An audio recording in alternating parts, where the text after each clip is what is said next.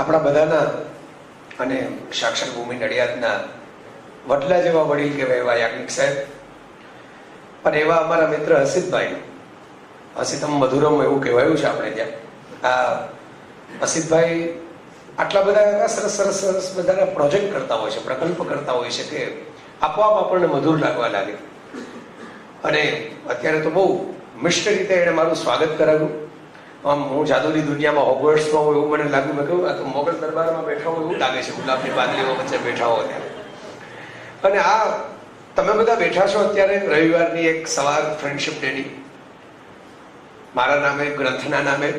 અને સૌથી વધારે હું તો કહું તો જે વારસો આપણને મળ્યો છે આ ભૂમિની અંદર વાંચવાનો, એની વિચારવાનો, એનું મનન કરવાનો, ચિંતન કરવાનો, એ વારસાના નામે એકઠા થયા છો એટલે આનાથી મોટો રોયલ દરબાર બીજો કોઈ હોય જ ન શકે. મોગલ દરબાર કરતા રોયલ દરબાર વધારે વાલો લાગે એવો છે. અહીં બેઠેલા મિત્રો, નીચે સ્ક્રીનની સામે પણ મિત્રો બેઠા છે. મેં હસીતભાઈને ઉપર ચડતા ચડતા કહ્યું, આ ખાનગી વાત તમને કહી દઉં કે મેં કહ્યું કાર્યક્રમ પૂરો થાય પછી મારે 15-20 મિનિટ, અડધી કલાક આ બધાને મળવા માટે રોકાવવું પડશે, નીચેના મિત્રોને પણ આ મિત્રોને પણ, કારણ કે નહીતર તો હું નગુણો કહેવાવું, એમને પસાર થઈને નીકળી જવાનું. મિત્રો, મને બહુ આનંદ છે. આનંદ 2-3 વાતનો છે. થોડા સમય પહેલા લાઇબ્રેરીની વ્યાખ્યાનમાળાના જ ઉપક્રમે ડાહી લક્ષ્મી લાઇબ્રેરીની હસીતભાઈ મને બોલાવે અને બહુ જ સરસ વ્યાખ્યાન. મેં ત્યારે પણ કહેલું જાહેરમાં પૂરું થઈ ગયા પછી વ્યાખ્યાન કે બહુ ઓછા વ્યાખ્યાનો જેની અંદર મને પૂરું થયા પછી એમ થાય કે આવું ફરીથી બોલી નહીં શકાય એવી કક્ષાનું કોઈ વ્યાખ્યાન હોય તો એ વ્યાખ્યાન હતું. યાજ્ઞિક સાહેબ પણ સદસ્ય 2માં હાજર હતા. મને ત્યારથી એવી લાલચ હતી કે આવું સરસ ઓડિયન્સ હોય કે જે આટલું ખીલી શકાય, આવી ભીની જમીન હોય, જ્યાં ભીનાશ હોય ને ત્યાં જ કશું ઉગતું હોય. મિત્રો, આ તો ખેતીનો સાદો નિયમ છે. જ્યાં ભીનાશ હોય ત્યાં ભીનાશ વગર ઉગે જ. બરાબર, તમે ગમે તેટલું સરસ મજાનું ખેતર હોય પણ ભીનું ન કરો જ્યાં લગી, ત્યાં લગી કશું જ એમાં કોટા ફૂટે નહીં, એમાં અંકુર ફૂટે નહીં. એટલે આટલું સરસ ભીનું ગામ છે, આટલું સરસ ભીના શ્રોતાઓ છે, એની અંદર તો એમ કે વાવેતર કરવાની મજા આવે. ખેડૂત તરીકે પણ આપણે વિચારીએ તો આ વિચાર વાવેતર ફરી કરવા મળે તો કેટલું સારું. એટલે મને એક હરખ એ છે કે ફરી એકવાર એ જ ઉપક્રમે, એ જ ડાહી લક્ષ્મી લાઇબ્રેરીના, આ વખતે તો એ તીર્થભૂમિ કહેવાય એવી લાઇબ્રેરીમાં જ, બીજે કંઈ બહાર નહીં, મને આમંત્રણ મળ્યું બોલવા માટેનું. હસીતભાઈને ખ્યાલ છે કે એક કાર્યક્રમ હતો, ગોઠવાયેલો હતો. મેં એની થોડી હેરી પોટર જેવી જાદુઈ જગલરી કરી. એક દડો હવામાં હોય ને એક દડો દેખાતો ન હોય ને એવી થોડી જગલરી કરી અહીં આવવા માટે. અને અહીં આવવાનો મારો ઉમળતો હતો, મારો હરખ હતો. બીજો મને હરખ એ છે, બીજો આનંદ એ છે, આપ બધા આવ્યા છો, આટલા બધા મોટી સંખ્યામાં ઉપસ્થિત રહ્યા છો. બીજો હરખ એ છે કે મને બહુ જ ગમતી કૃતિ ઉપર પહેલી વખત મને બોલવા મળ્યું. કારણ કે હવે આમ ઘરની પીચ હોય ત્યાં આપણે ધારી ફટકાબાજી કરી શકીએ ને. જ્યાં ઘરના હોય, આમ તમે વિચાર કરો, પેલો છોકરો બાપ રમાડતો હોય ક્રિકેટ છોકરાને, ત્યારે એવું બને છોકરો લબુકિયા દડાની અપેક્ષા રાખે કે આમ 2-3 ટપ્પે દડો આવે તો ફટકાબાજી કરે. એ કે મેચમાં તો ના થાય મોટી મોટી. આ ઘર છે, એવું ઘર છે કે જ્યાં બધા આટલા બધા વિચારવંત મિત્રો ભેગા થતા હોય છે. એટલે હસીતભાઈની આ લાગણીને મેં ધ્યાનમાં રાખી મેં જરા ઇન્સિસ્ટ કર્યું કે મારે આના ઉપર બોલવું છે. અને હસીતભાઈ ગુજરાતીના અધ્યાપક છે. પાછા ગુજરાતીના, મેં ગયા વખતે પણ કહેલું જાહેરમાં, આજે પુનરાવર્તનનો દોષ મેળવીને કહું છું કે આંગળીને વેઢે ગણા એવા ગુજરાતીના સજ્જ અધ્યાપકો જે ગુજરાતમાં વધ્યા છે એમાંના એક મોખરે ઉભેલા હસીત મહેતા છે.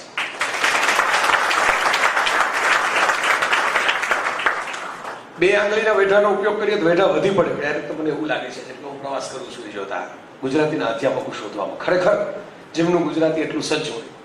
ગુજરાતીનો અધ્યાપક અંગ્રેજીના પુસ્તક વિશે બોલવા માટે મને એમ કે સહર્ષ 5 મિનિટમાં જ એના વાંધો નહીં, અને પછી એની પત્રિકા તૈયાર કરાવે પાછી પોતે ઉત્સાહપૂર્વક.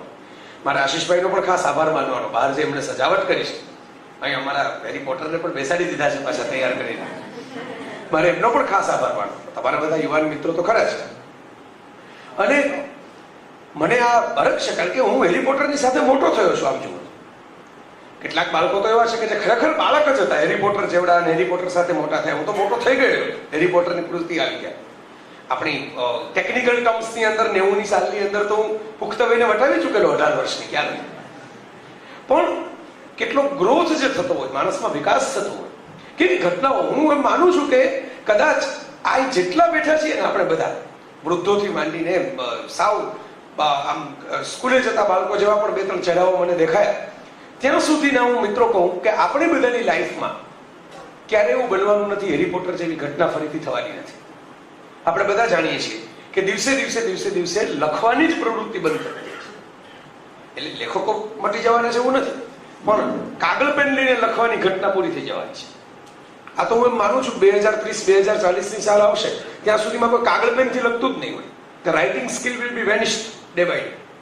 શું કામ? કારણ કે આપણે લખીએ છીએ પણ ટાઈપ કરીને. હવે જુઓ, આખા દિવસમાં આપણે ભણવાનું લખવાનું ફરજિયાત આવે એને બાદ કરતા પેન લઈને કેટલું લખીએ છીએ, સિવાય કે સહીઓ કરવાની હોય, ફોર્મ ભરવાના હોય સરકારને, લખતા જ નથી. એનું કારણ છે કે આપણે મેસેજ મિત્રોને મોકલવો હોય, ફ્રેન્ડશિપ ડે નો તો મોબાઈલમાં ટાઈપ કરીએ છીએ, કે લાંબો પત્ર લખવાનો હોય તો ઈમેલમાં ટાઈપ કરીએ છીએ. વિચારજો ક્યારેક, બરાબર? અને એનાથી વધારે કવિતાઓ રચવાની હોય, લેખો લખવાના હોય, હવે તો ઓનલાઈન લખાય છે, ઇન્ટરનેટ ઉપર લખાય છે, ઈમેલ થઈ જાય છે. મોટા ભાગના યુવાન કવિઓ ફેસબુક ઉપર હોય છે, બધા સીધા ફેસબુક ઉપર જ કવિતા મૂકે. તો કલમના ખોળે છો એવું નર્મદ ક્યાંથી કહેશે? હવેના કવિઓ તો ફેસબુકના ખોળે છે. એટલે આજે પરિવર્તન હું જોઉં છું, એ જોતા હું કહું છું કે જેમાં એક લેખિકાએ લિટરલી કથા લખી હોય, ટાઈપ ન કરી હોય, સીધી કોમ્પ્યુટર ઉપર લખી હોય અને એડિટ થઈને પ્રિન્ટ થઈ હોય 7 ભાગમાં, એક ભાગમાં નહીં 7 ભાગમાં. So it's an epic. આવી ઘટના કદાચ હવે બનવાનો સંભવ નથી. It is not practically possible. લખાય ખરી, કદાચ કોઈ હિંમત કરીને રેકોર્ડ કરવા પૂરતા 7 ને બદલે 10 ભાગે લખે, પણ તો વંચાવી જોઈએ ને પાછી. આ તો દુનિયાભરમાં બાઇબલ પછી સૌથી વધારે વેચાયેલી કોઈ પ્રિન્ટેડ કોપી હોય આ પૃથ્વી ઉપર તો હેરી પોટર છે. અને બાઇબલનું તમે એનું બેકગ્રાઉન્ડ જુઓ, બાઇબલનું બ્રાન્ડિંગ જુઓ. બાઇબલની પાસે 2000 વર્ષ રહેલા છે પૂરા લોકોના મન સુધી પહોંચવા માટે. હેરી પોટર પાસે ટોટલ 20 વર્ષ નથી. આ વિચારવા જેવી વાત છે. એટલે એના પછી સેકન્ડ નંબરે પહોંચી જવું અટપટી વાત છે, અઘરી વાત છે. એટલે મને હરખ છે. હું તમને હરખનું એનાલિસિસ કરીને કહું છું. શું કામ હરખ છે? મને ગમે અને મને ન ગમે એવું ઘણું બધું હોય છે. મને અમુક ફિલ્મો નથી ગમતી, જે મિત્રોને ગમતી હોય. મને અમુક ફિલ્મો બહુ ગમે છે, જે ઘણા નથી ગમતી હોય. પણ હું કારણો આપતો હોઉં છું જ્યારે મૂકું ત્યારે મારા લેખમાં, કે આ કારણ 1, 2, 3, 4, 5, 6 કે મને આ ગમી, અને આ કારણ 1, 2, 3, 4, 5, 6 કે જેને કારણે મને આ વસ્તુ ન ગમી. પછી તમારી મરજી, પછી તો આ લોકશાહી છે.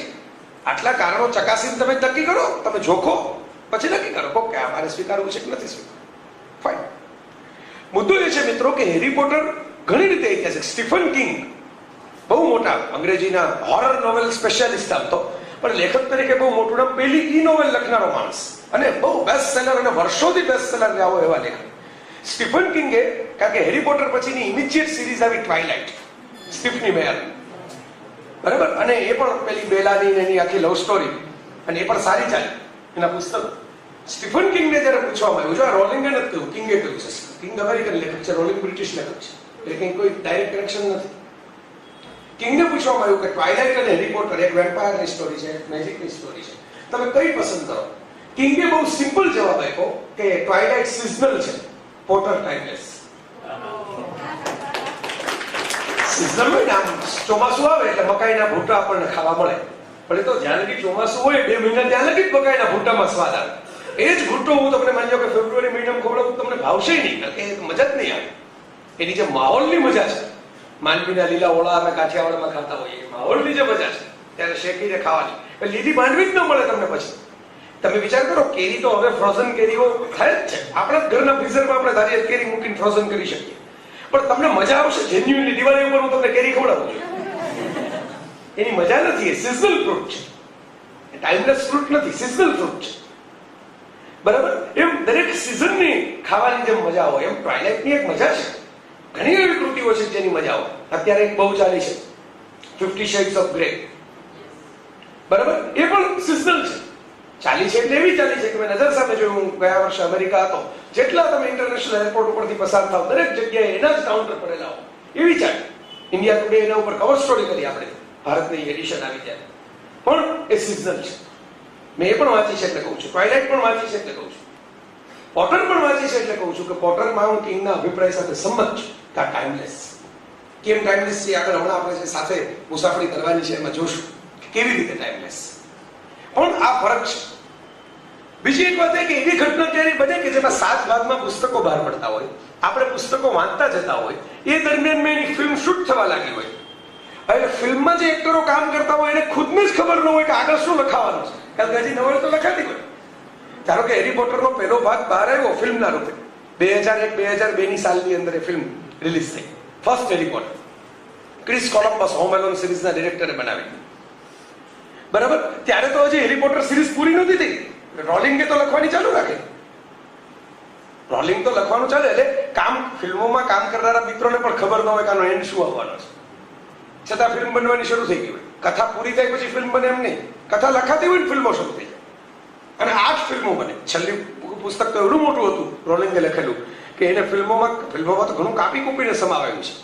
અને આ વધુ એક વાર પુરાવો આપે છે એ વાતનો. મને એવા જુવાન મિત્રો મળ્યા છે અને એક્રોસ ધ ગ્લોબ મળ્યા છે. હું ખાલી અહીંની વાત નથી કરતો, આપણે ગુજરાતી મિત્રો. હું બહાર ફર્યો છું, ત્યાં પણ હેરી પોટર તો યુનિવર્સલ છે.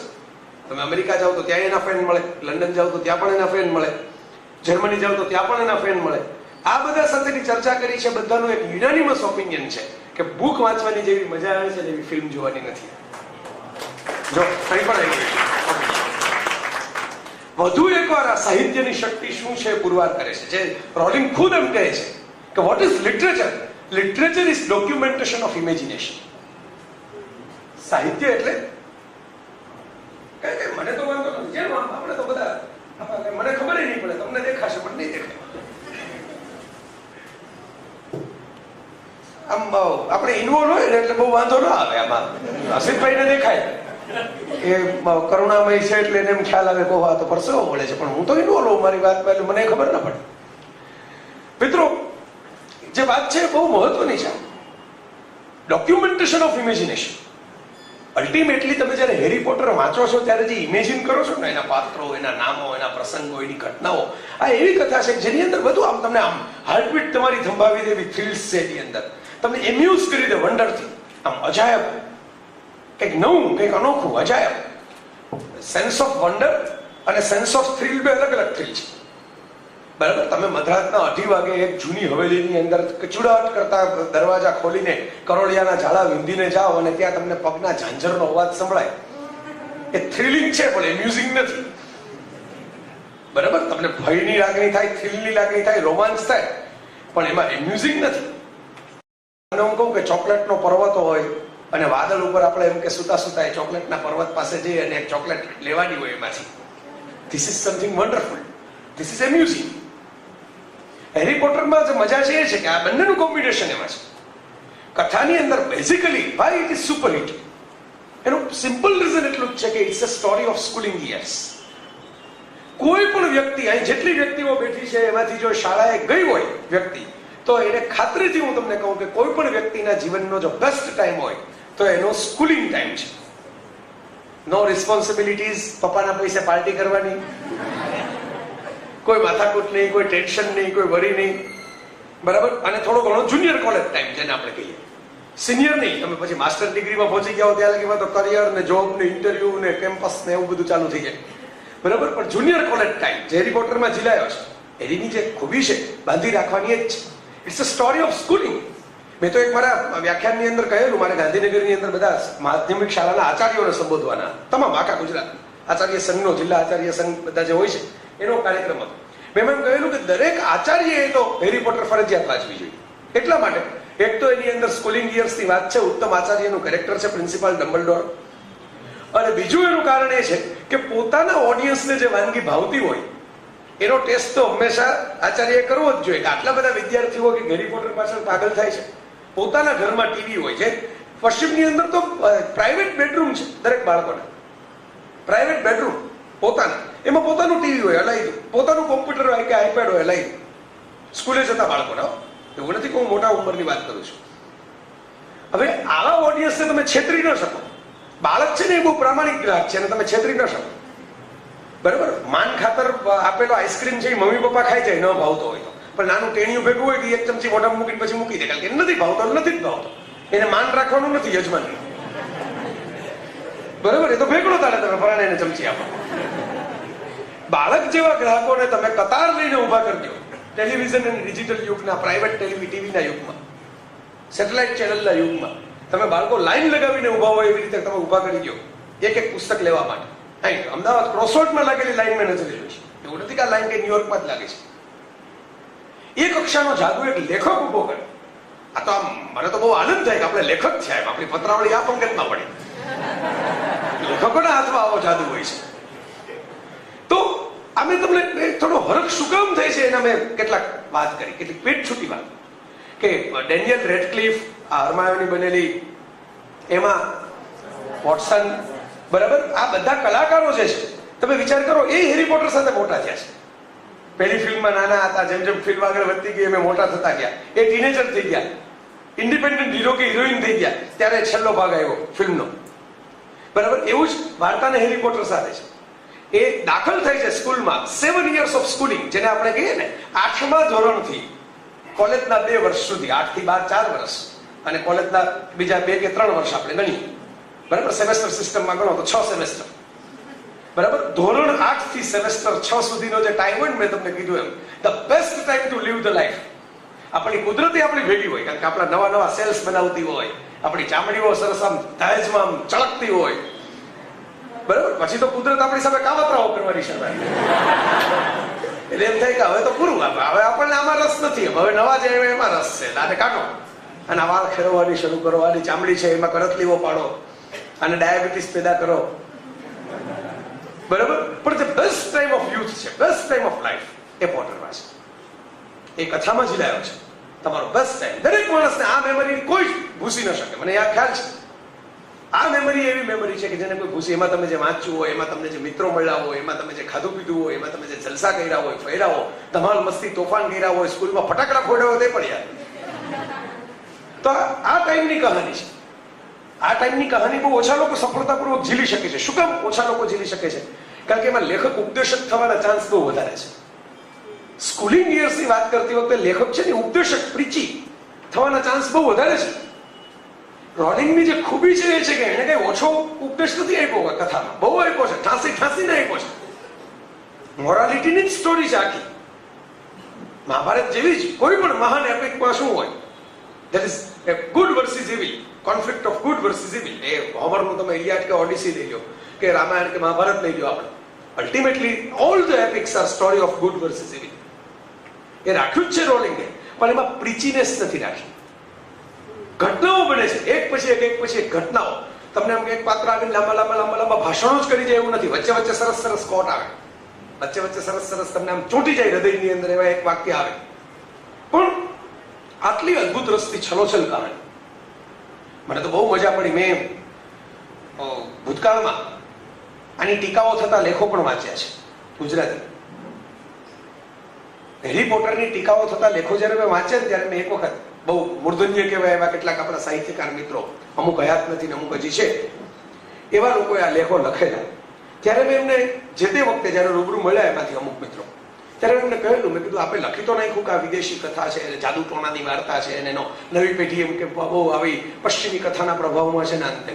મારો તો એક સાદો સવાલ છે, કોઈ ડિબેટ મારે કરવી નથી, કોઈ ચર્ચા નથી કરવી. મને કથા ગમે તમને ન ગમે, એ તો બહુ લોકશાહીનો પાયાનો સિદ્ધાંત કહેવાય કે મારી પસંદગી તમારે સ્વીકારવાની ન હોય, તમારી જેમ મારે સ્વીકારવાની ન હોય. પણ મારે એક સાદો સવાલ પૂછવો છે, આપણે હેરી પોટરના 1 થી 7 ભાગ વાંચ્યા કે એમને જ જામી પડ્યા છો? અને વ્યક્તિગત વાતચીતમાં બધાએ કબૂલ કર્યું છે કે ના અમે વાંચ્યું નથી, અમે એના વિશે વાંચ્યું છે. મેં કીધું આ તો કઈ જાતની ટીકા? તમે મને એક માની લો કે ગાંઠિયા, જલેબી, ભજીયા કંઈક ખવડાવો તો ખાઈને એમ કહું કે આમાં સ્વાદ નથી તો બરાબર છે, ખાધા વગર એમ કહી દઉં ત્રિકાળક નાની થઈ જાવ, દ્રષ્ટિપાત કરીને કહી દઉં કે આમાં સ્વાદ નથી, તો આ જાદુ જ કહેવાય. જાદુ ટોણાની કથાની આપણે ટીકા કરીએ. એક જ સાહેબ મારે તમને કહેવું જોઈએ નિખાલસતાથી કે એક જ વ્યક્તિ આખા ગુજરાતમાંથી મને એવી મળી કે જેને હેરી પોટર વાંચવામાં રસ હતો. આપણા સાક્ષરોમાંથી, આપણા લેખકોમાંથી, આપણા વિદ્વાનોમાંથી, આપણા મૂર્ધન્ય સાહિત્યકારોમાંથી, આપણા વડીલોમાંથી. કમનસીબે એ આખી સિરીઝ પૂરી ન કરી શક્યા. એટલે ન કરી શક્યા કે જતા રહ્યા પૃથ્વી છોડી. પણ એક વ્યક્તિ, રમણલાલ સોની, આપણા બહુ જાણીતા બાળ સાહિત્યકાર, એક જ વ્યક્તિ આ પૃથ્વી ઉપર આ ગુજરાતમાં મેં જોઈ કે જેણે મને મારી સાથે, મેં તો એમના ઉપર એક લેખ લખેલો અને એને કારણે મારી બહુ પરિચય થયો અને મને ઘેર બોલાવે. જેમ નડિયાદ સાક્ષર ભૂમિ એક મોડાસાની એક પોતાની પરંપરા રહી છે, આખી સાબરકાંઠા જિલ્લાની સારસ્વતોની, એમના એ રમણલાલભાઈ, અને બહુ ગાંધીવાદી, ખાદીના કપડા જ પહેરીને બેસે અને આંખે દેખાતું બંધ થઈ જાય તો પુટપુટ્ટી રાખીને લખે. આ દ્રશ્યો મેં નજરે જોયા છે. એટલા કમિટેડ પોતાના કામ માટે. શેરલોક હોમ્સ તો ગુજરાતી અનુવાદ કરનાર ગુજરાતી લેખકે શેરલોક હોમ્સની વાર્તાઓનો ગુજરાતી અનુવાદ એમણે કર્યો છે. એક મેં અપવાદ જોયો રમણલાલ સોનીનો. હું એમને મળવા માટે અમદાવાદ ગયો. એમની એ વખતે 97 વર્ષની ઉંમર અને એ પછી 1 વર્ષ જીવ્યા. મને કે ભાઈ એમ કે ત્યારે તો હજી હેરી પોટર નવું હતું પુસ્તકમાં, પણ ચર્ચાઓ શરૂ થઈ ગઈ હતી. તો મને કે ભાઈ મારે અમકા હરિયો કુંભાર વાંચવો છે. હેરી પોટર, પોટર એટલે કુંભાર, બરાબર? કે હરિયો કુંભાર વાંચવો છે, કે મારે આનો અનુવાદ કરવો હોય તો એનું આવું ટાઇટલ આપું, હરિયો કુંભાર. અને મને કે હું બહાર નીકળી નથી શકતો, પણ મારી વાંચવાની ઈચ્છા છે. ક્યાં મળે એમ મેં કહ્યું. મેં કીધું અમદાવાદમાં ક્રોસવર્ડમાં મળે, બરાબર? પછી મેં લઈ આવી દીધી એમને બુક. મારી પાસે આજની તારીખે એમનું પોસ્ટકાર્ડ પડ્યું છે. હેરી પોટરના પહેલા 2 ભાગ એમણે વાંચ્યા, મેં લઈ આવી દીધા. એટલે પછીના ભાગ તો શરૂ થતા હતા, હજી આવતા હતા, ચાલુ હતું. મેં વાંચ્યા ને મને જે પોસ્ટકાર્ડ લખ્યું ને, બરાબર, એ મારી પાસે પડ્યું છે. અને એ પોસ્ટકાર્ડની અંદર એમણે એમ લખ્યું છે કે શરૂઆતમાં તો મને જરા કંટાળો આવ્યો. હું જે પ્રકારનું સાહિત્ય વાંચવાથી ટેવાયેલો છું એના કરતા જુદા પ્રકારની ભાષા અને માહોલ મને લાગ્યો. પણ કથામાં દમ છે. કથા જેમ જેમ આગળ વધતા જાવ એમ તમને ખેંચી રાખે છે, બાંધી રાખે છે. અને જે બાળકોને મજા પડે એવા તમામ તત્વો જે એક બાળ સાહિત્યકાર તરીકે હું કહી શકું કે આ કથાની અંદર ઝીલાણા છે. આમ આખી સિરીઝ પૂરી થાય તો એમ કે મને મજા આવે આખી ક્યાં કથા જાય છે એ જાણવાની. પણ અત્યારે જેટલું વાંચ્યું એમાંથી મને આનંદ થાય છે કે ના, એમ કે બાળ સાહિત્યના એક રસિક તરીકે મને એમ લાગે છે કે ઘણા વખતે મને એક બાળ સાહિત્યની નવી કૃતિ વાંચવા મળી. ગ્રીમ બ્રધર્સની નવી પરિકથાઓના મેં અનુવાદ કર્યા છે. એના પછી સાહેબ આ એક અપવાદને બાદ કરતા એક પણ આપણા સાહિત્યકારે પરવા જ નથી કરી. હું હાથમાં પુસ્તક લઈને વાંચું તો ખરો. ટીકા કરવાની પરવા કરી છે, વાંચવાની પરવા જ નથી. અને એટલે જ ટીકા કરે છે. વાંચી હોત તો ટીકા ન કરે, બરાબર? હું એમ નથી કહેતો બધાએ વાંચી લેવી જોઈએ. અહીં પણ એવા હશે, હું હાથ ઊંચા કરાવું તો બહુ ઓછા એવા હશે જેને 7 ભાગ વાંચ્યા હોય. ફિલ્મો જોઈ વાળા હશે, 8 ફિલ્મો જોઈ એવા ઘણા બેઠા હશે, મને ખાતરી છે. પણ 7 ભાગ ટેક્સ્ટમાં વાંચ્યા હોય એવા બહુ ઓછા હશે. મારા પોતાના ફ્રેન્ડ સર્કલની અંદર એકમાત્ર અમારો ગોંડલનો મિત્ર છે ચેતન જેઠવા. એને એકને બાદ કરતા કોઈએ હેરી પોટરના 7 ભાગ આખા નથી વાંચ્યા. મારા સર્કલમાં છે, મેં વાંચ્યા છે અને એને વાંચ્યા છે, બસ. એ સિવાય કોઈ નથી વાંચ્યા. હું એમ કહેતો જ નથી કે તમારે વાંચવા ફરજિયાત છે. હવે આ પૂરું થઈ વ્યાખ્યાન પછી તમને વાંચવાનો રસ પડે તો બહુ સરસ. હિન્દીમાં પણ અનુવાદિત છે, અંગ્રેજીમાં તો છે જ છે, ઓનલાઈન પણ મળે છે. એ ખરું કે ગુજરાતીની અંદર એનો એકમાત્ર અનુવાદ હેરી પોટરના પહેલા ભાગનો, સોર્સરર સ્ટોન જે પહેલો ભાગ હતો એનો અનુવાદ છે. એ હેરી પોટર અને પારસ પથ્થર નામથી જાગૃતિબેન ત્રિવેદી વડોદરાના એમણે કરેલો, નવભારતે છાપેલો. પણ એ અનુવાદની ધારી સફળતા ન મળી, કારણ કે ગુજરાતીમાં જે હેરી પોટરના ચાહકો હતા એ તો ડાયરેક્ટ અંગ્રેજીમાં વાંચતા. અને જે આપણે વાત કરીએ ગુજરાતીના જે ચાહકો હતા એના માટે તો હેરી પોટર જન્મજાત કંઈક વિલન થઈ ગયો હતો, કઈ કારણ વાંક ગુનાવીને. કાં તો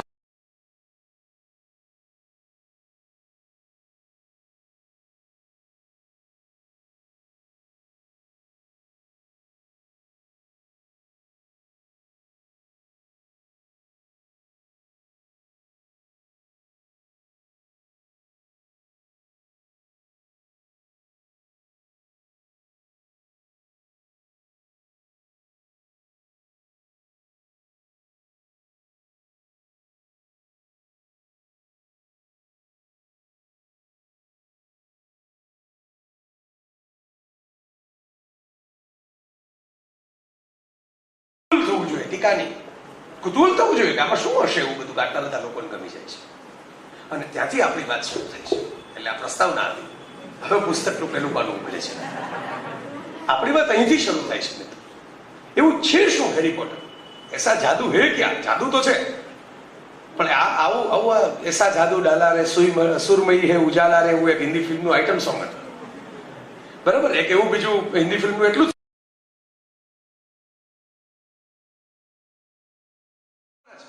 કોણ મારે છે મિત્રો, શોધવાનું છે. કોણ શોધે છે મિત્રો? એકબીજા માટે ત્યાગ.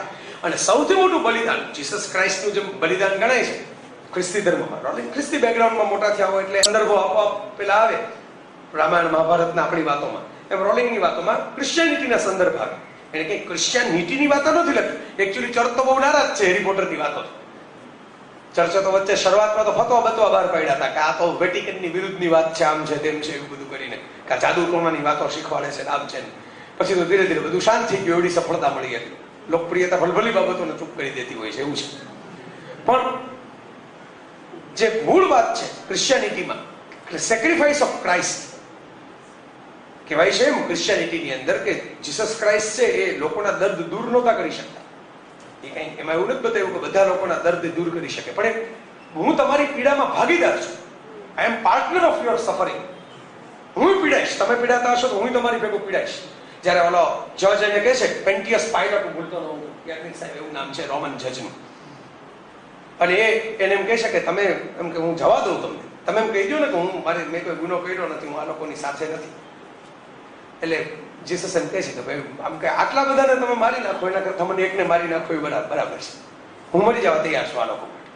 Actually Jesus Christ was not a founder of Christianity.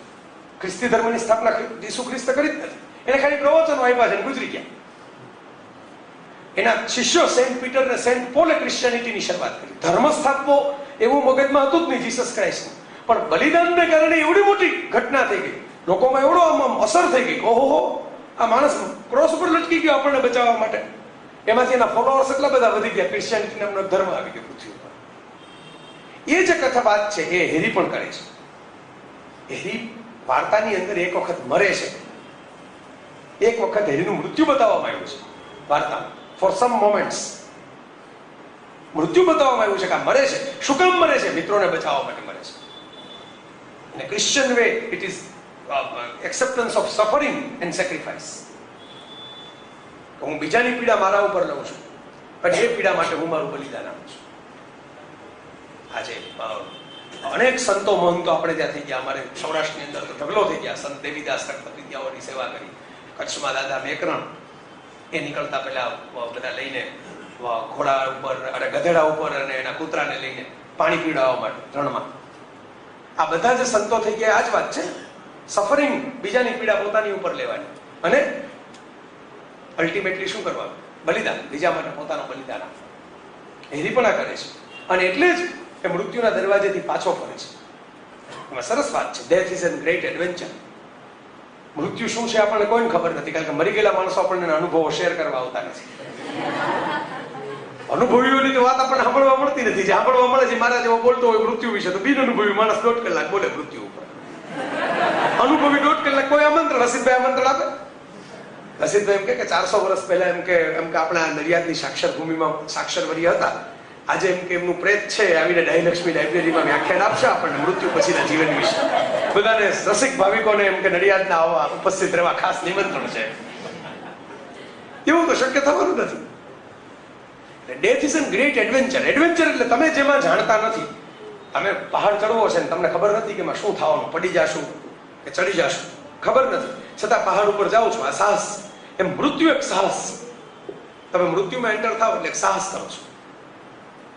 અને એવી એક સરસ કોઈ પણ સારી કથાની અંદર લેખક હંમેશા પૂથીને રાખે કે વિલન પાસે તાકાત આપે. નબળો વિલન હોય ને એવી કથા કોઈ ચાલે જ નહીં. જોજો, એ તો વેદવ્યાસ નહીં ખબર હતી, એ તો વાલ્મીકી નહીં ખબર હતી. હવે રાવણનું ચરિત્ર મજબૂત ન બનાવો તો શું મજા આવે એમાં? મજા તો ત્યારે આવે ને કે રાવણ અનબીટેબલ હોય ને રામ એને મારે. મજા તો ત્યારે આવે ને કે કૌરવોની સેનાને હરાવી જ શકાય એમ ન હોય ને કુરુક્ષેત્રમાં એનો નાશ થાય. અનબીટેબલ યોદ્ધાઓની સેના હોય છતાંય મરે. એ મજા છે હંમેશા યુદ્ધમાં.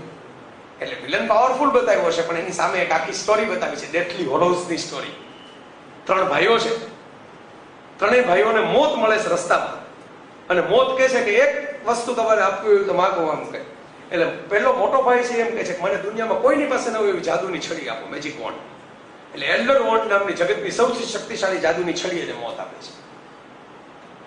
હવે જો આમાં આમ અલગ અલગ શક્તિઓ માગી છે દરેક ભાઈ, કે મને આ શક્તિ આપો, મને આ શક્તિ આપો, મને અમરત્વ આપો, મને આ આપો, મને આ આપો. એમાં જે નાનો ભાઈ છે એટલો સ્માર્ટ છે, એ એમ કે છે કે મને એક એવો ધાબળો આપો કે જે હું ઓઢી લઉં ને પછી હું કોઈને દેખાવ નહીં, ઇનવિઝિબલ ક્લોક. અને ઇનવિઝિબલ ક્લોક જે છે ને એ નાનો ભાઈ મોતને દેખાય જ નહીં. પેલા બાકીના ભાઈઓને તો મોત ઉપાડીને લઈ જાય છે એક પછી એક, બરાબર, શક્તિ આપ્યા પછી. અને નાનો ભાઈ દેખાય જ નહીં, નાનો ભાઈ દેખાય જ નહીં. છેલ્લે 1000 વર્ષ લગી જીવે છે. પછી થાકે છે જીવી જીવીને, એને જેને ઓળખતો હોય છે બધા ગુજરી ગયા હોય વર્ષોથી, એકલો પડી જાય છે. પછી ધાબળો ઉતારીને મોતને એમ કહે છે કે હવે ભાઈ મારે એમ કે તૈયારી છે મારી આવવાની, પણ એક શરતે.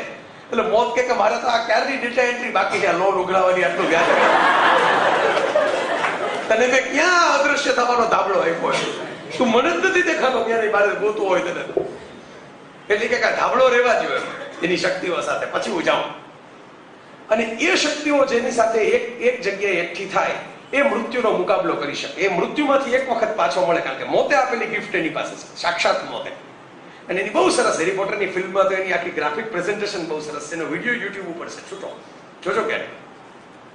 ડેથલી હોલોઝ ધ સ્ટોરી ઓફ ડેથ, એની એક આખી બુક છે, ટેલ્સ ઓફ ધ બિડલ બાર્ડ.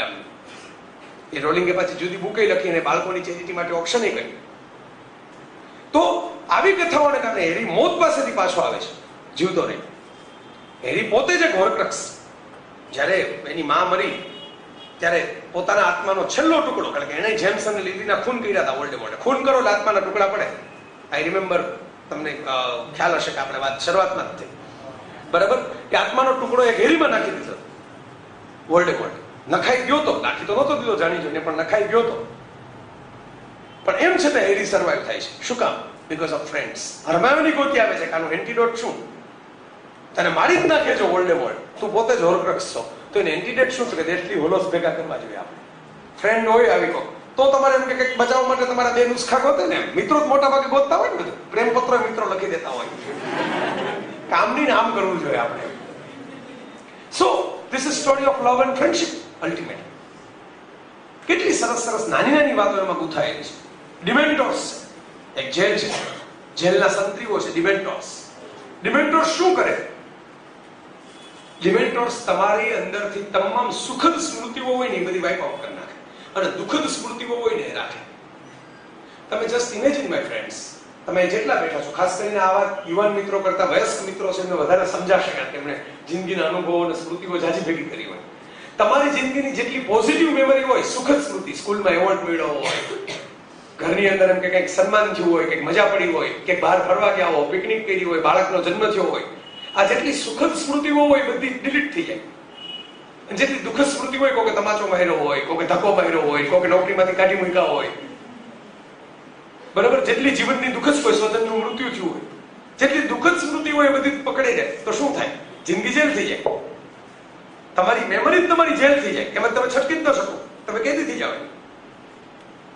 અને રોલિંગ એટલી સિમ્બોલિક બધી વાત મૂકે છે આખી કથામાં કે ડિમેન્ટોર્સ જેવા સંત્રી આવા, કે સંત્રી એટલે શું? ડિપ્રેશનના સંત્રી. તમારામાં ડિપ્રેશન એટલે શું? તમને પોઝિટિવ ઘટનાઓ બને છે ને એવું ભૂલાઈ જાય જગતમાં, અને નેગેટિવ ઘટનાઓ બને છે ને એવું જ રોજ યાદ આવે. બરાબર? મને તો રિજેક્ટ જ કરે છે બધા. કોઈ દી કોઈ સિલેક્ટ કર્યો હોય ને એવું બન્યું હોય તો આપણે ભૂલી જાય, એ આપણે સાઈડમાં કાઢી નાખીએ, હાંસી કાઢી નાખીએ. ડિપ્રેશન. તમે રોલિંગ એમ કહે છે કે ડિપ્રેશન એટલે શું? ડિપ્રેશન એટલે તમે એમ કે આનંદનો અભાવ અને સ્માઇલનો અભાવ ને એમ નહીં. Absence of hope is depression. આશા તમારી પાસે રહી નહીં આગળ વધવાની. તમને આજે ખરાબ પરિસ્થિતિમાં છો, આજે તૂટી ગયા છો, ભાંગી ગયા છો, રડી પડ્યા છો, પણ તમારી અંદર હોપ હોવી જોઈએ. કઈ વાંધો નહીં, કાલે પાછા બેઠા થશો. પેલી Margaret Mitchell gone with the wind, Scarlett O'Hara એની નાયિકા એમ કહે છે ને, after all tomorrow is another day. આવતીકાલનો સૂરજ નવો સૂરજ હશે. આજે તો યુદ્ધ થઈ ગયું, ભલે થઈ ગયું. Tomorrow is another day. કાલ નવો સૂરજ ઉગશે, નવી શરૂઆત કરશો. આશા તમે ગુમાવો નહીં તો ડિપ્રેસ ના થાવ, દુઃખી થાવ, પેઇન થાય.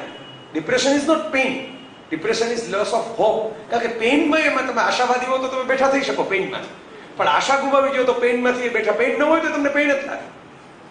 અને એટલે ડિમેન્ટોર્સનો મુકાબલો કરવો હોય તો શું કરવાનું? તમારી જે શ્રેષ્ઠ હેપી મેમરી હોય તમારા મનમાં, કે આમ તમે વિચાર કરજો, આજે ઘેર જઈને તમે વિચારજો કે આપણી સેડેસ્ટ મેમરી કઈ ને આપણી હેપીએસ્ટ મેમરી કઈ, આપણી સૌથી સુખદ સ્મૃતિ કઈ ને આપણી સૌથી દુઃખદ સ્મૃતિ કઈ. ઘેર જઈને વિચારજો. ક્યારે આવો સવાલ આપણે આપણી જાતને નથી પૂછતા. ઇન્સ્ટન્ટ મને કોઈ પૂછે મારે વિચાર કરવો પડે, કારણ કે કેટલી બધી મેમરી હોય આપણા મગજમાં, એમાંથી બેસ્ટ કઈ વિચારવી. ડિમેન્ટોરનો મુકાબલો કરવાનો એક જ માર્ગ છે કે તમારી સૌથી હેપી મેમરી હોય છે, સુખદ સ્મૃતિ, એને મનમાં યાદ કરો, ડિમેન્ટોરની આંખમાં તાકીને જુઓ, એટલે ડિમેન્ટોર હવા મોકલી જશે. C how to fight a depression. Pain અને દુઃખની જ મેમરીઓ તમારી આસપાસ હોય, ડિપ્રેસ તમે થઈ ગયા હો તો શું કરવાનું? જે શ્રેષ્ઠ સુખદ સ્મૃતિ હોય તમારા જીવનની એને યાદ કરવાની. એને યાદ કરી અને જે દુઃખ હોય એની આંખમાં આંખ નાખીને એટલે એનો મુકાબલો કરવાનો, ફેસ ટુ ફેસ. એનાથી ભાગવાનું નહીં, એની સામે જવાનું. કે ચાલો હોસ્પિટલથી મને બહુ વીક લાગે, મારે દાખલ થવું જ નથી. મારે ઘણા લોકો જો લેબોરેટરીમાં જઈને બ્લડ ટેસ્ટ ન કરાવે. ડોક્ટર એમ કે આપણે ચેક કરી લઈએ કે તમને ઘણા બ્લડ ટેસ્ટ કરાવશું, કંઈક મોટો રોગ નીકળશે તો આપણે કરાવવું જ નથી, એના કરતા ઘેર બેઠા છીએ. બરાબર છે? તો ફેસ ઇટ, એનો મુકાબલો કરો સામે જઈને, આંખમાં આંખ નાખીને જુઓ, તમારી હેપીએસ્ટ મેમરી સાથે રાખી. ડિપ્રેશનનો મુકાબલો. અદ્ભુત વાતો આવી છે હેરી પોટરમાં, પાને પાને છે. એક જગ્યાએ ડમ્બલડોર હેરીને એમ કહે છે કે જિંદગી બધા સાથે અન્યાય કરે છે. બહુ જાણીતો ટૂચકો છે ને કે તમારે જ્યોતિષી થવું બહુ સહેલું છે. અહીં જેટલા બેઠા છે બધા ઉત્તમ જ્યોતિષી થઈ જાય એની ગેરંટી મારી. તમારે ફી ઊંચી રાખવાની, એટલે એનજી પેનજી માણસો આવે જ નહીં તમારી પાસે. અમારા ઇફકો વાળા દેવાંગભાઈ હોય એવી જ કક્ષાના માણસો આવે, બરાબર? એવી કક્ષાના માણસો આવે ત્યારે તમારે બે વાત કહેવાની. બરાક ઓબામા આવે તો તમારે કહેવાની છોડ, જે આવે એને તમારે આ બે વાત કહી દેવાની. નરેન્દ્ર મોદી આવે કહેવાની, મનમોહન સિંહ આવે કહેવાની, જે આવે એને તમારે આ બે વાત કહેવાની છૂટ. ગમે એવો સ્પોર્ટ્સ સ્ટાર આવે, સચિન આવે, અમિતાભ આવે, બરાબર? તમારે વાત આટલી જ કહેવાની કે તમને છે ને એમ કે જિંદગીમાં પૂરેપૂરું કોઈ સમજી શકતું નથી.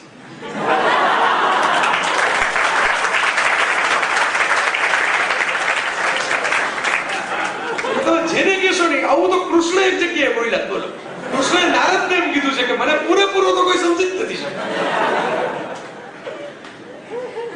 અને પછી બીજું એમ કહેવાનું, પહેલા પેલી ફીલી લેવાની, પછી પેલી ફીલી કે પછી કે હજી એક ફળ કથન છે પણ એનો ચાર્જ થાય તો વધારે થાય. પેલો હાથો પડ્યો છે તો ડબલ ચાર્જ આપશે. કે બીજો ફળાદેશ શી કરવાનો કે તમને તમારી લાયકાત કરતા ઓછું મળ્યું છે.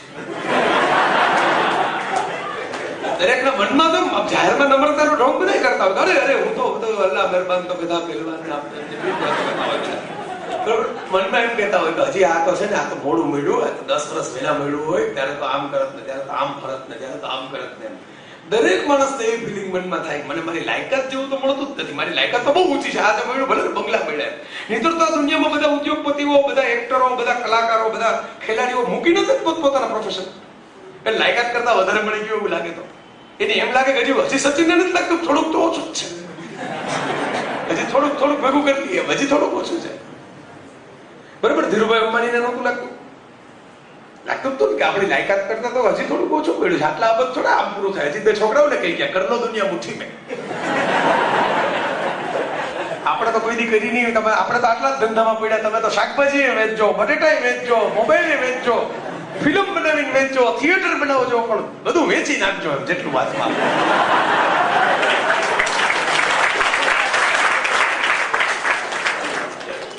તો આ નેચરલ વસ્તુ છે, આમાં આપણને એટલે મજા આવે છે કે નેચરલ છે. તો આ બે વસ્તુ છે એ તમે ભવિષ્યવાણી કરી જ શકો હંમેશા, કોઈ પણ બાબતમાં. લાયકાત કરતા ઓછું મળ્યું છે ને તમને કોઈ પૂરેપૂરું સમજી શકતું નથી. ડમ્બલડોર હેરીને કહે છે કે જિંદગી બધા સાથે અન્યાય કરે છે. દરેક માણસ એમ થાય જિંદગીએ મારી યારે જે અન્યાય કર્યો ને હું તો દુઃખીનો દાળિયો થઈ ગયો, મારી પીડા મારી વેદના આ જગતમાં ત્રાસવાદનું મૂળિયું જાય છે કોઈ પણ પ્રકારનું. નક્સલવાદીઓ એમ કે તમને ખબર જ નથી કે આદિવાસીની પીડા શું છે, બરાબર? સોલ્જર એમ કે તમને એ ખબર નથી કે અમારે હું ડ્યુટી કરવા જવાનું, 70 સોલ્જરો તમે મારી નાખો તમારે મરી જવાનું, એમ કઈ લેવા દેવા વગર અમારે ને અમારા વતનમાં, અમારા જ દેશમાં, પાર્કે સરહદે નહીં, બરાબર? એટલે સોલ્જરની જ પીડા છે. તમે જો દરેકને એમ જ છે કે અન્યાય મારી યારે જ થાય છે, એટલે એમાંથી ત્રાસવાદીઓ પેદા થાય. શીખોને એમ થાય છે કે અમારી યારે અન્યાય થાય છે, મુસ્લિમોને એમ થાય છે કે આ તાલિબાનો એમાંથી જ પેદા છે ને કે અમેરિકા રશિયા અમારી યારે અન્યાય જ કરે છે, અમને રમકડું ગણે છે, અમને કઈ અમારી વાત સાંભળતું જ નથી, અમારા કલ્ચરને સિરિયસલી લેતું જ નથી. ચીનને એમ થાય છે કે આખી દુનિયા અમારી યારે અન્યાય કરે છે, આખી દુનિયાને આપણે મારવી જ જોઈએ, આપણે એનો મુકાબલો જ કરવો જોઈએ, બરાબર? દલિતોનો અન્યાયની ફિલિંગ થાય છે. હવે પછી રહેતા રહેતા બ્રાહ્મણોને એની અન્યાયની ફિલિંગ થાય છે કે હવે આ રિઝર્વેશનને કારણે અમને અન્યાય થાય છે. એટલે પૃથ્વી ઉપર બધાને અન્યાયની ફિલિંગ થયા રાખે. તમે જુઓ દરેક લોકોને, સ્ત્રીઓ એમ કહે છે કે પુરુષો અમને અન્યાય કરે, પુરુષો એમ કહે છે કે આ સ્ત્રીઓ અમને અન્યાય કરે છે, બરાબર? એટલે ડમ્બલડોર એમ કહે છે કે અદ્ભુત સત્ય રોલિંગે મૂક્યું છે, કોઈ જિંદગી કોઈની સાથે ન્યાય કરતી જ નથી. ધેર ઇઝ નો સચ થિંગ એઝ પરફેક્ટ લાઈફ. તમને દરેક માણસને ઘેર જાય એમ જ લાગે કે મારી યારે થોડોક અન્યાય થયો છે, થવાનો. આ જિંદગીનું ગણમત છે, ગણિત છે, સમજી લો. એ સ્વીકારીને તમારે જવાનું, એક્સેપ્ટ ઇટ. થોડોક અન્યાય તો થાય, કોક તમને ધક્કો મારી જાય, બધા એક સરખા નથી. તમને જેને ધક્કો માર્યો હોય એ દિવસે એ રાજા પાઠમાં હોય, કોક દે ને કોક ધક્કો મારી જાય, ત્યારે આપણે થોડું જોવા જાય છે. આપણે મનમાં કઈ બહુ આપણે એમ માન્યું કે 24 કલાક આપણે સીસીટીવી કેમેરા રાખીને જિંદગી થોડી જોઈએ કે એના ઘરમાં કોકે છૂટું વેલણ માર્યું કે નહીં. તો આ તો થવાનું. તો આવી નાની નાની વાત રોલિંગે મૂકી છે, એના અનુભવમાંથી મૂકી છે. રોલિંગ એમ કહેતા કે ભાઈ મારી માં મરી ગઈ, વાંચવાનો શોખ સૌથી વધારે એને, અને પહેલી વાર્તા હું લખું પહેલા તો એક્સપાયર થઈ. એ જે મેં ખાલીપો અનુભવ્યો કે એક વ્યક્તિ જીવનમાંથી જતી રહે ને તમને કેવી અકળામણ થાય, કેવું ડિપ્રેશન આવે, કેવો અજંપો આવે, એ ડાર્કનેસ મેં હેરી પોટરને ગિફ્ટમાં આપી છે. મારા માનસ પુત્રને મારી કથાઓ એ ડાર્કનેસ મેં ગિફ્ટમાં આપી છે, કારણ કે મેં એમાં ફેસ કરી છે. તમને અત્યંત વાલી વ્યક્તિ જતી રહે પછી તમને કેવો ખાલીપો, શૂન્યાવકાશ લાગે, એ હેરીમાં શૂન્યાવકાશ છે. હેરીની જે કથા છે એમાં ફ્રેન્ડશિપ છે, લવ છે, બધું જ છે. સાથે સાથે ખાલીપો, ડાર્કનેસ, મૂંઝવણ, હતાશા, ડિપ્રેશન, આંસુ, પેઇન, આ બધું પણ છે. અને એટલે જ કથા મજબૂત બની. Tragedy is the biggest literature और सबसे मधुर गीत होते हैं जो दर्द के सुर में गाए जाते हैं. दर्दीला गीतो હોય ને બહુ મીઠા લાગે. નહીં તો ગઝલ કોઈ સાંભળે જ નહીં ને. ગઝલમાં કઈ રોમા ઓલું મજા થોડી છે, ગઝલમાં તો પેન છે. પણ તોય ગાલી 200 વર્ષથી અમર થઈ જાય પેન લખી લખી. તો દર્દ છે. રોલિંગે પોતાનું દર્દ આવ્યું. રોલિંગે કીધું હું તો નિષ્ફળ જિંદગી જીવું, કોલેજમાંથી ફેલ, નાની નાની વાર્તાઓ લખતી, સ્કૂલમાં હતી ત્યારે કોઈ વાંચતું નહીં. મારું લગ્ન જીવન પ્રેમમાં પડીને બહુ મુગ્ધ ઉંમરે લગ્ન કરી નાખ્યા અને 1 વર્ષમાં લગ્ન જીવન તૂટી ગયું. એક દીકરી હતી ખોલામાં રમતી, જેસિકા નામની. દીકરી લઈને ક્યાં જાઓ? એક વખતે એક એવો તબક્કો આવ્યો મારી જીવનમાં કે એમ કે હું એક મારી દીકરીના સ્કૂલ ફ્રેન્ડની ઘેર ગઈ, નાનકડા બાળકની. એના ઘરમાં ઓરડો ભરીને રમવા માટેના રમકડા, અને મારી દીકરીના ટોટલ રમકડા આવડા આટલી સાઈઝના, એક 2 હથેળી ભેગી કરો એવડા ખોખામાં સમાય એટલા રમકડા. એ દિવસે કે રાતના આવીને બહુ રડી કે ભાઈ મેં એક મા તરીકે હું આપ્યું મારી જિંદગી, મારી દીકરીને. એને એમ કે કોઈ બેટર લાઈફની વાત તો જવા દો, એને એમ કે રમવા જેટલા રમકડા એવું લઈ આવીને નથી દેતી. પણ રોલિંગ એમ કહે છે કે મારી સૌથી મોટી જે સિદ્ધિ છે એ છે કે મેં રડવાનું રાખ્યું, દુઃખ રાખ્યું, બધું રાખ્યું, પણ આઈ ફાઇટ ઇટ આઉટ. મેં મુકાબલો કરવાનો. હું રડી ખરી, પણ મેં એવું ન વિચાર્યું કે હવે આ તો હવે હાલો મા દીકરી બે ઝેર પી લઈએ, આવી જિંદગી હું જીવું. મેં એમ વિચાર્યું કે આજે નથી મારી દીકરી પાસે રમકડા તો કાલે હશે.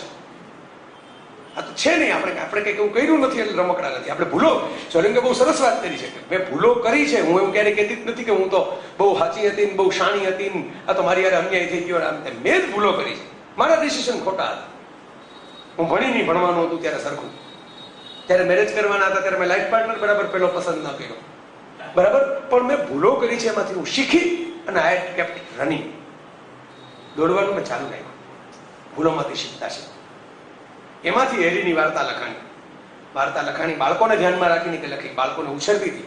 જો બાળક ન હોત મને તો એમ કે હું બાળકને સમજી ન શકી હોત ને તો બાળ વાર્તા લખી ન હોત.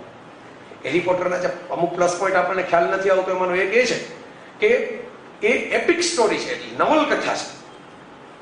ગુજરાતી સાહિત્યમાં કેમ હેરી પોટર પેદા ન થાય? એનું સિમ્પલ લોજિક એ છે કે આપણે ત્યાં ટૂંકી વાર્તાઓમાં બાળ સાહિત્ય છે, એપિકમાં નથી. મિયા ફુસ્કીની વાર્તાઓ, બકોર પટેલની વાર્તાઓ, ગલબા શિયાળની વાર્તાઓ, એટલે નાની નાની વાર્તા શોર્ટ સ્ટોરીઝના ફોર્મમાં છે બાળ સાહિત્ય. બાળ સાહિત્ય લાંબી નોવેલના ફોર્મમાં નથી.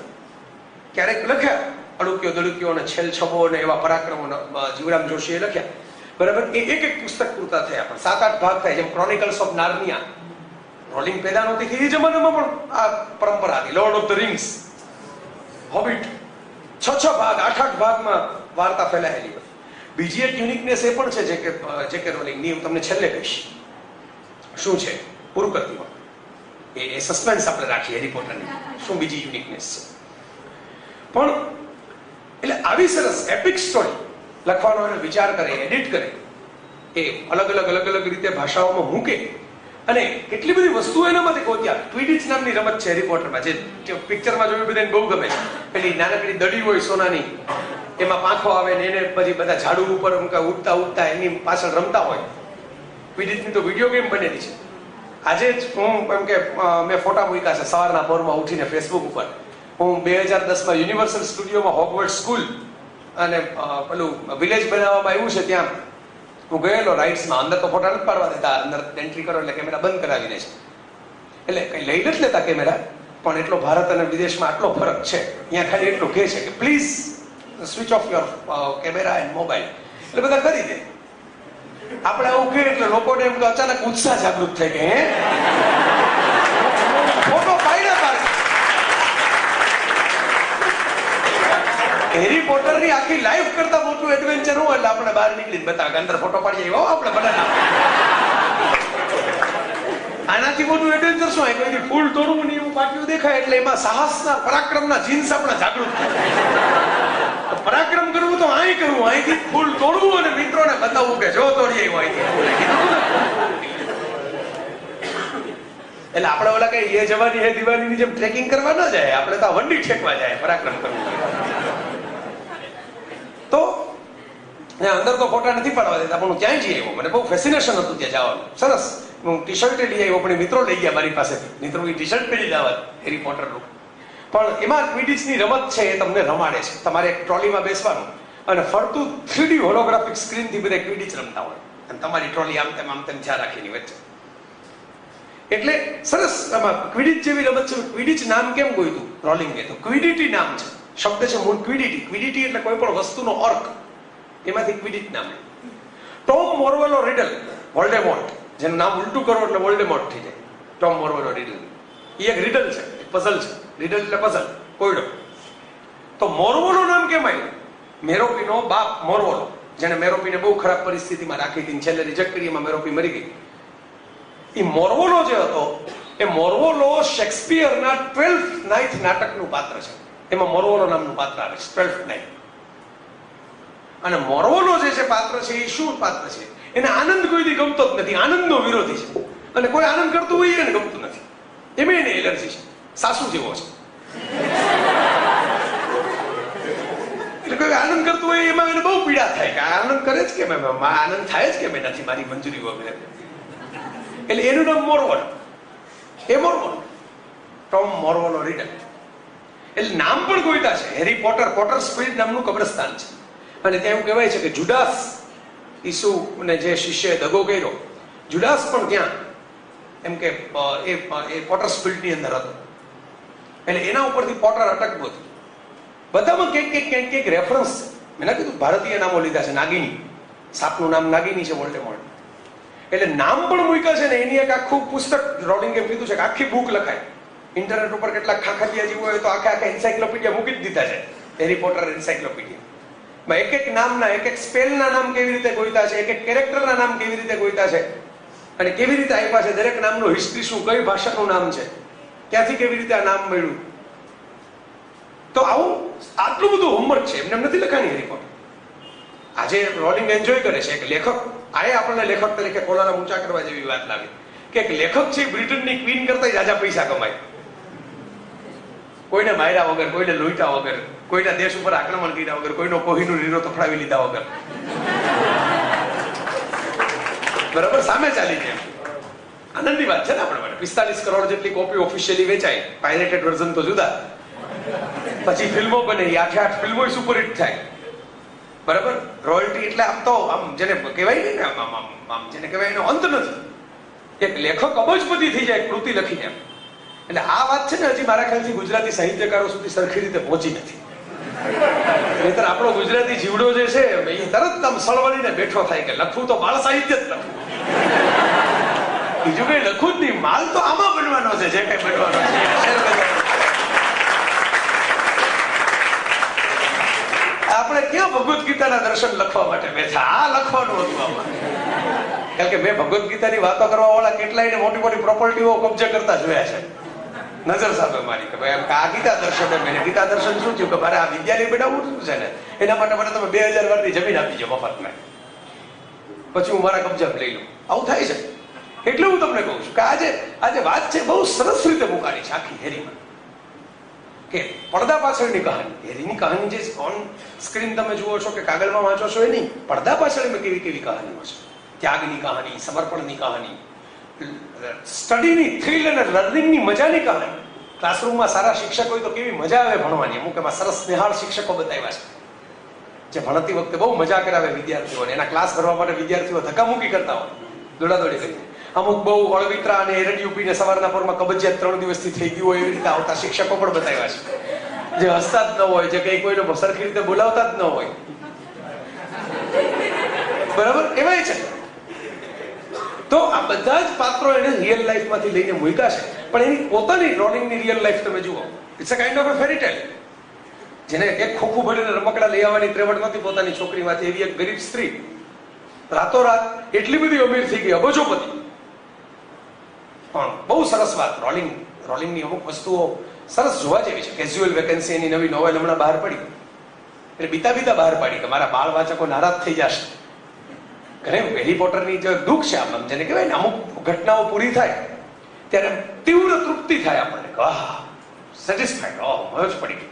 અને તીવ્ર ખાલીપો થાય. આપણી કોઈ ગમતી સિરિયલનો છેલ્લો એપિસોડ હોય, બરાબર, કોઈ ફરવાની જગ્યાએ સરસ 15 દી ગયા હોય, પછી આપણે છેલ્લે દિવસે જવાનું હોય, પાછું હોસ્ટેલ છોડવાની હોય છેલ્લે દિવસે, કોલેજ છોડવાની હોય છેલ્લે દિવસે, આમ છેલ્લે તૃપ્તિની લાગણી થાય અને ખાલીપાની લાગણી થાય. હેરી પોટરમાં બે લાગણી તમને છેલ્લે થાય, પૂરું થાય ત્યાં. સેટિસ્ફેક્શનની લાગણી થાય, ખાલીપાની લાગણી થાય. કારણ આવો સરસ એક્સપિરિયન્સ પૂરો થઈ ગયો, આવી સરસ કથા પૂરી થઈ ગઈ. પણ રોલિંગ એકતા કપૂર નથી.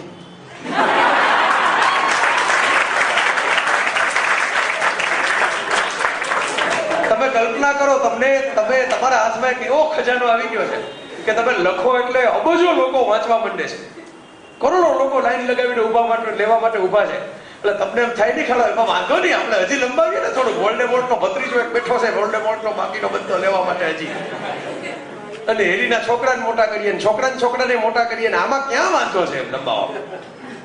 હજી ખેંચીએ એમ ખેંચો, એમ કે ખેંચો ભાઈ, ખેંચો બાલ. રૂપિયા મળતા હોય એમાં એપિસોડ 1500 એપિસોડ હતા, વાંધો નહીં એમ. રૂપિયા મળે ત્યારે વાત નહીં. રોલિંગે કીધું હતું કે મેં કથા જે ડિઝાઇન કરેલી છે એ આમ જ કરેલી છે, એ આ પૂરી થાય વિથ અ પોઝિટિવ નોટ. હેરી પોતાની જે ડેથલી હોલોઝની ગિફ્ટ જે એની પાસે બધી છે, બરાબર, પેલો પથ્થર છે, પારસમણી વાળો પથ્થર, બરાબર, પેલી એલ્ડર વોન્ડ છે, દુનિયાની સૌથી શક્તિશાળી જાદુઈ છડી, અને પેલો ક્લોક છે, ઇનવિઝિબલ ક્લોક, બરાબર, એમાં ક્લોક છે એ ગિફ્ટ કરી દે સ્કૂલને હેરી, અને એલ્ડર વોન્ડ છે એ તોડીને ફેંકી દે છે. શું કામ તોડીને ફેંકી દે છે? એમ કે છે કે આ જેના હાથમાં છડી ગઈ, સૌથી પાવરફુલ છડી, એને નુકસાન. વોલ્ડેમોર્ટે છડી માગી, વોલ્ડેમોર્ટ મરી ગયો. મેલ્ફ્રોયના કુટુંબમાંથી મેલ્ફ્રોયનું કુટુંબ ડેથ ઈટર્સ, વોલ્ડેમોર્ટની ફોજ હતી, એને ખતમ કર્યું. કારણ કે એની પાસે પગારદાર માણસો હતા, ડેથ ઈટર્સ. સામે ડમ્બલડોરની ફોજ હતી, ઓર્ડર ઓફ ફિનિક્સ, જે પ્રેમથી, રિશ્તેદારીથી, મિત્રોથી જોડાયેલા. જ્યાં 300 પિક્ચરમાં એક થીમ હતી ને, ઓલો લિયોનાઇડસ ઝેરેક્સસને એમ કહે છે કે તારા પગારદાર સૈનિક છે, 10 લાખ હોય તો ભલે 10 લાખ, અને અમે 300 અમારા દેશ માટે, સ્પાર્ટા માટે લડવા માટે આવ્યા છે. તો આમાં તારાનો મારો મુકાબલો જ ન હોય, આ પૈસા માટે લડે છે અને હું મારા રાષ્ટ્ર માટે લડું છું. આ બે વચ્ચે કેવી રીતે તમે કમ્પેર કરી શકો? અમારો મુકાબલો થાય જ નહીં. એ વાત છે એ વોલ્ડેમોર્ટની ફોજ અને આની વચ્ચે. એટલે હેરી એમ કહે છે કે આ મારે એલ્ડરવોર્ડ જોતું જ નથી. એનો જે સ્વામી હતો એ કાયમ મર્યો જ છે, બરાબર. આવી તાકાત, આ એબ્સોલ્યુટ પાવર છે, absolute power leads two absolute corruption. એટલે આ મારી જગ્યા નથી, આ મારી વાત નથી. એટલે મહત્વની વાત એ છે, મેં તમને કીધું, હું છેલ્લે કહીશ કે જે.કે રોલિંગ હેરી પોટરનો એન્ડ પણ કરે છે. 7 ભાગ, બધાની બહુ ડિમાન્ડ, બધું હોવા છતાં એમ કે નહીં, આ વાર્તા પૂરી. હેરી જુવાન થઈ જાય, સરસ નોટ ઉપર વાર્તા પૂરી કરી છે. વોલ્ડેમોર્ટ પૂરો થાય ત્યાં વાર્તા પૂરી થઈ શકે. એટલે એવું એટલે છેલ્લો પ્રસંગ જે મૂક્યો છે ને, એ આખો જુદો મૂક્યો છે, બહુ જ સ્વીટ મૂક્યો છે. હેરી પોટર જે છેલ્લો પૂરો થાય છે ડેથલી હોલોઝમાં, એ ત્યાં પૂરું થાય છે કે જ્યાં સ્ટેશન ઉપર હેરી અને જીની, એની વાઈફ, રોન અને હર્બાયોની, મેલ્ફ્રોય કુટુંબ, આ બધા કુટુંબો જે હોય છે એ પોતપોતાના બાળકોને લઈને જાદુની સ્કૂલમાં એડમિશન લેવા આવે છે. દરેક પરિવાર પોતે જે એક્સપિરિયન્સ કર્યો હોય પછી એના સંતાનોને વારસામાં આપતો હોય, અને એમાં જતી વખતે